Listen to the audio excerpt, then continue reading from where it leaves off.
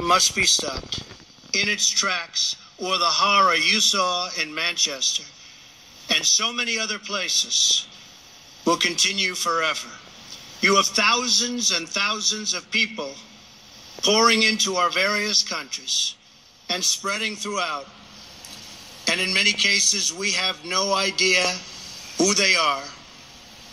We must be tough, we must be strong, and we must be vigilant. The NATO of the future must include a great focus on terrorism and immigration, as well as threats from Russia and on NATO's eastern and southern borders.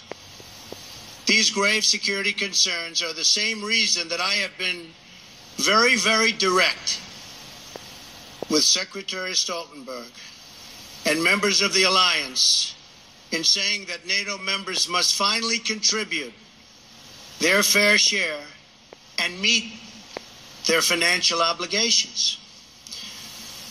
But 23 of the 28 member nations are still not paying what they should be paying and what they are supposed to be paying for their defense.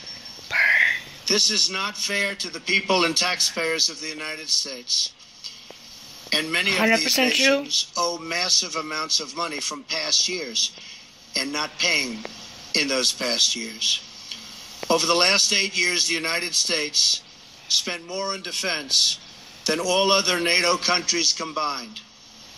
If all NATO members had spent just 2% of their GDP on defense last year, he burned you motherfuckers. We would have had another $119 billion for our collective defense and for the financing of additional NATO reserves. We should recognize that with these chronic underpayments and growing threats, even 2% of GDP is insufficient to close the gaps in modernizing, readiness, and the size of forces. We have to make up for the many years lost. 2% is the bare minimum for confronting today's very real and very vicious threats.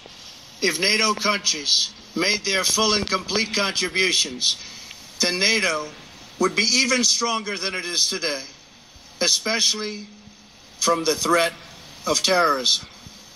I want to extend my appreciation to the 9/11 Memorial and Museum.